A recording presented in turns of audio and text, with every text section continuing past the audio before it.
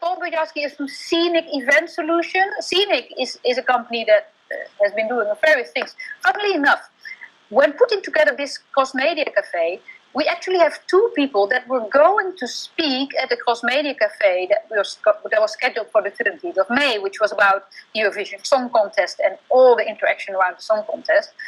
Both Kismet and Sceenic had developed plans helped by MEDIAMATTERS, related to media perspective. And Paul Bojarski is one of them. He has, a project that brings together media and interaction and online in a way that I think is very interesting also for media owners, because like this, it can help put archives to use. But that's not all they do. I'm giving the word to Paul. The whole surrounding, the world we're in now, Sceenic, was developed by him and his team. So Paul, are you there? Show us. Where's your video? Where's your audio? Where are your slides? Yes, I'm here. I was just listening to your beautiful introduction. Thank you. DANKIEWEL. Graag gedaan. I'm going to switch away. The floor is yours now. So, hi everyone. I'm Paul from Sceenic, the CEO, and just going to take you through a couple use cases of what we do as a company and what we've done literally in the last 4 weeks because of COVID. So we started 7 years ago in 2013, and our belief was to bring people together when they can't be together, right? And we started off with video because I was at MTV for a long time, and we thought I was Skyping my friends in 2013 when watching videos together, and I just thought it should be one experience. And in 2013, we were the first to clone and invent Watch Together and the word. And Watch Together is a solution where, as you can see here, on the same screen where you're watching the content, you're also video chatting to your friends legally as they're watching the same thing. So it's private, it's not chat roulette, and you watch that content in the moment with your friends. Today, we are an API SDK solution for media companies.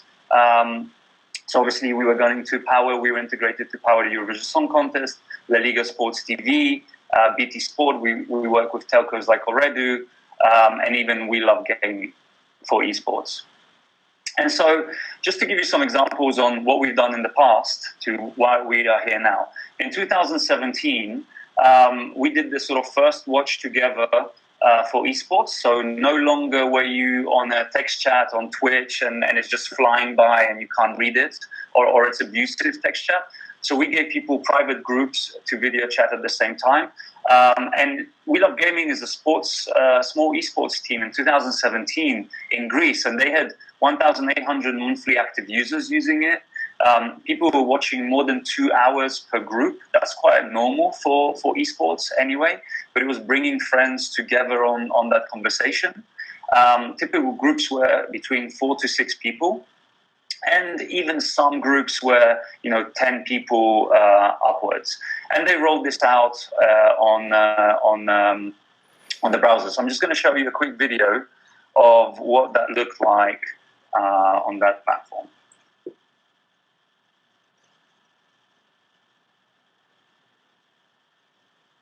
So here they're streaming as they do on the live stream platform that they use. And now adding our SDK and API, they were able to bring friends together. Again, this is private. Nobody's watching you.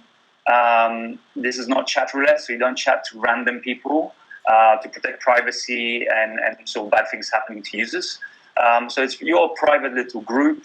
And as you can see, we've even brought in a feature called chat where you could still join the global conversation on Twitch if you wanted to. Okay? So then in 2018, with BT Sport, they also integrated this into their app. They did a public beta, letting people watch the beautiful 5-1 win, Liverpool versus Roma. I'm sorry, I'm a Liverpool fan. So seeing, those goals with your friends, everybody, again, watching legally, not screen sharing. So everybody had to have access to the BT Sport app. And this we did in 2018 for the UEFA Championship finals on iOS and Android. So now I want to tell you what happened with COVID. So whilst we have that side of the business, which is SDK API, it aims at big media companies. With COVID, we started seeing, especially on LinkedIn, like small companies. These might be 3, 4, 5 people companies who don't have a developer to go integrate our SDK, don't have huge budgets, but want to do something more interactive than just putting a video on the YouTube channel. So proboxingfans.com is a boxing fan site, and they wanted to do like a mixture of Watch Together and a Watch Together party.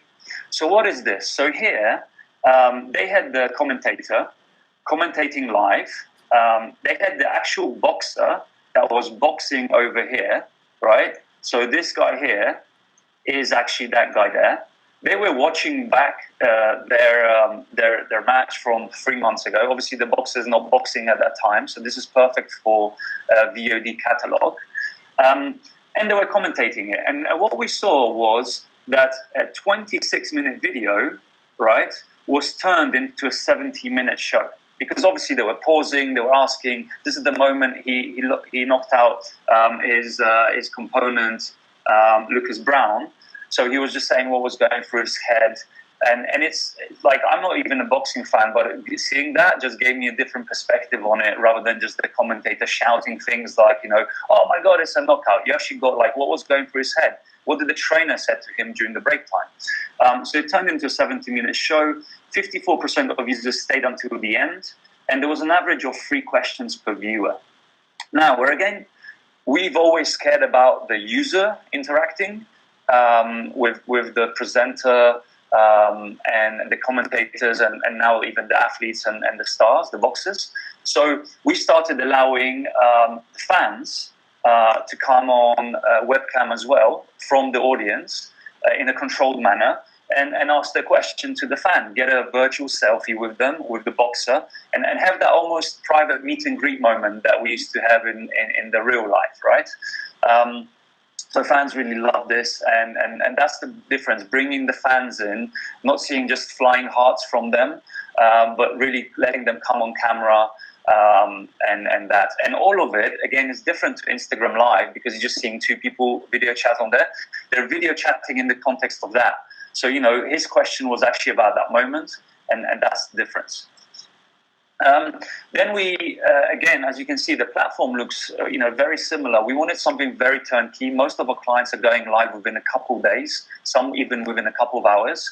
So this is like a platform in a box rather than an SDK and an API. So the beach volleyball group called Deep Dish Volleyball, again, small organization, came to us and said it would be amazing to watch a volleyball match from last year World Olympics. World champions in beach volleyball, have the Swiss coach, one of the commentators, one of the athletes, but actually this is the Messi of beach volleyball. Anders Mol, which is the same player as here, he's the best volleyball player in the world. And seeing him come on camera after about 20 minutes and then take us through the match point by point, but give again tips on play. So for example, he's saying, what's he going to do here, because you can see the opponent doing a certain move. Again, it was a 2-hour live stream from a 1-hour VOD catalog content. Fans are sitting at home doing nothing, and the athletes are just bored out of the brains. His feedback was amazing. He wants more initiatives like this. And 82.5% of users stayed till the end of a 2-hour live stream, interactive live stream. Again, we let fans, so engage viewers, 2.3 questions as well. And let me just show you a quick video of about 15 seconds of what that looked like. Collect a lot of info during. So again, one user even figured out how to cast it from here to the TV on AirPlay or Aircast. That angle, was it because? So again, he's saying,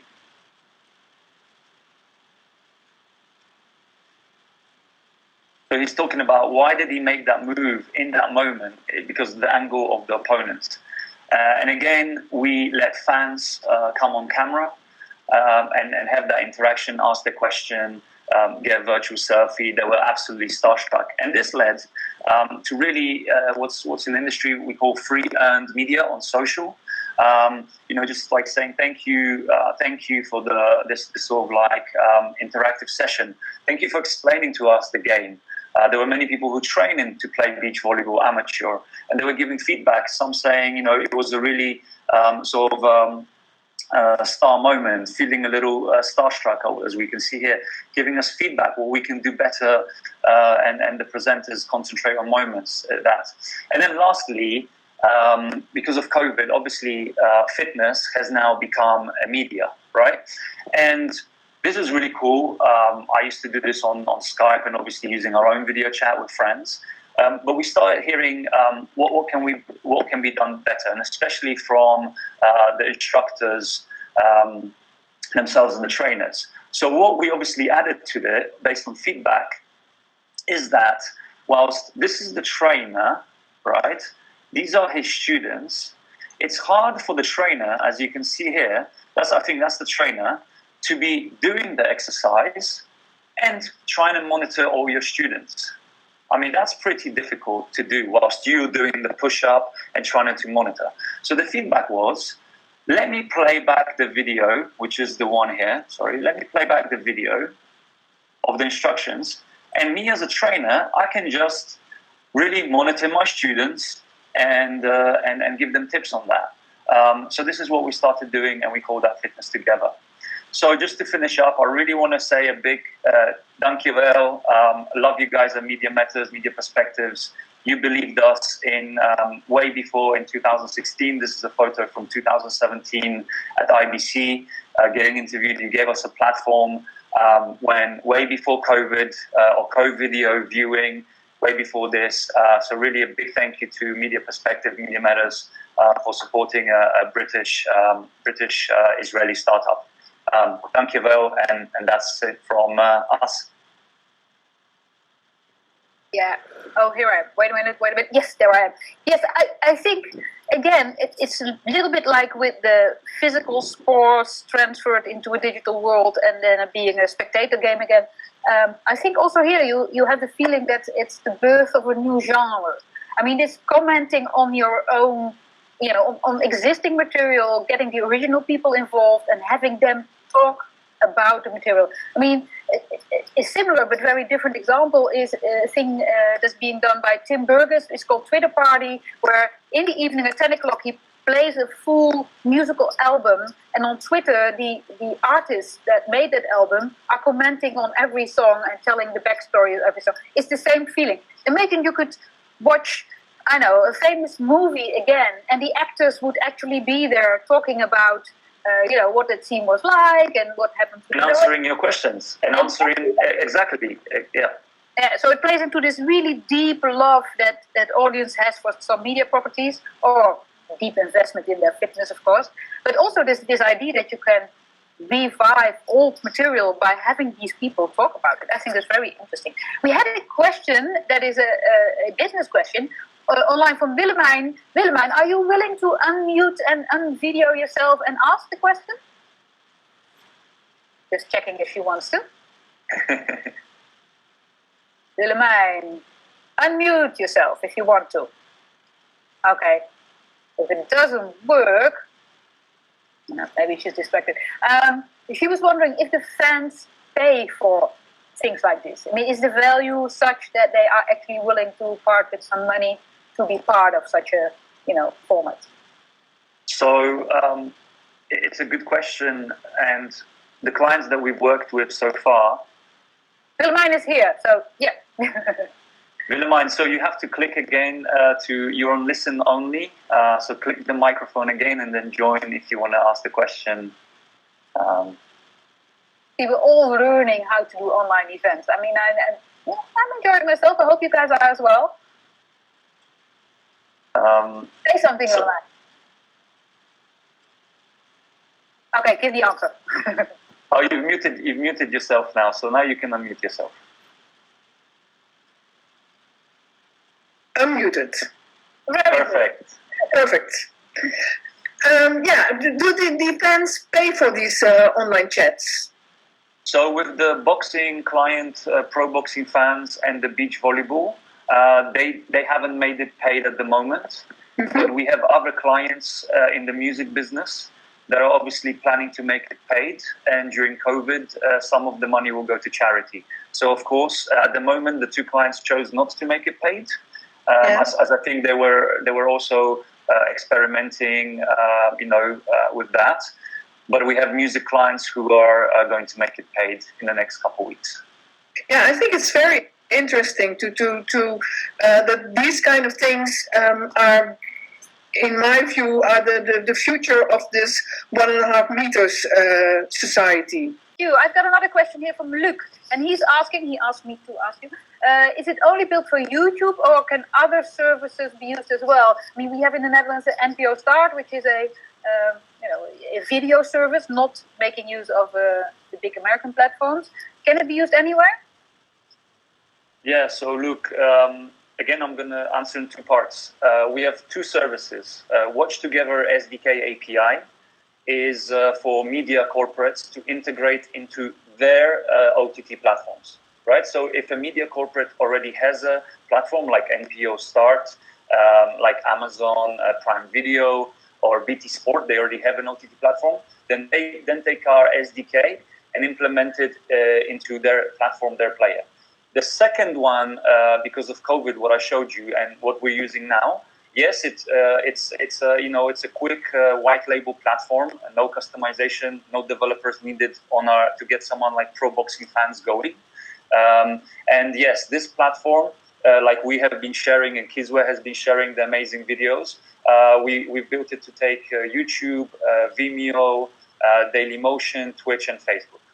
But there are two Watch Together SDK and this white label platform are targeted at two different clients. So yeah, we cover custom player or the major players. Okay, thank you. And where do you think, I mean, you speak to a lot of people now thinking about this and developing new services. Are there very surprising new clients that join and want to use this service? Let's say, with the beach volleyball, I'm a huge volleyball fan, indoor, not beach, right? So I've been trying to, I've been already telling certain organizations prior to COVID, it's so fun to watch a game back, even VOD, right? It's of course the best to watch it in the moment when it's live, but there's no live sports at the moment. So I've been trying to convince a lot of the organizations for probably a year or two. But the surprise now is, let's do boxing, let's do that, and more to come. So I can't name, unfortunately, the ones that are coming up in the future now. But yes, everybody sees that. It's fun the players are sitting at home doing nothing. Yeah. What better way, to rewatch an old match, but let the fans come in, right? Okay, and I also think there's a lot of sports that are very seasonal. So the sports people sit at home all winter because they can't play outside, or the competition is finished. What do? Or actors between movies, bored. Yeah, and of course, commentating on video camera is not new, right? Kizwe does it very well. We're very good friends with Kizwe, and it's amazing what they did with the cycling. But the difference is that we bring the fans in to join the conversation. So that's the difference, and that we call it be in the moment and be involved. Okay, I've got one last question for you from somebody in the next room. He just came into Frank, where are you? Ask your question. It's Frank Visser who's been switching this thing. Yes. I hope you can hear me and can see me. I've been watching this thing. I can hear you, and we're about. There you are. Sorry? Okay, I'll just do it without the webcam. I was watching the MotoGP TT in Assen yesterday with comments from two commentators and one motorcyclist. And it turned out that this motorcyclist was quite boring. So he was a sportsman, he does great motor driving, but as a commentator he's really useless. Don't you think that people like sports people commentating, they also need to be charismatic to make this type of commenting interesting?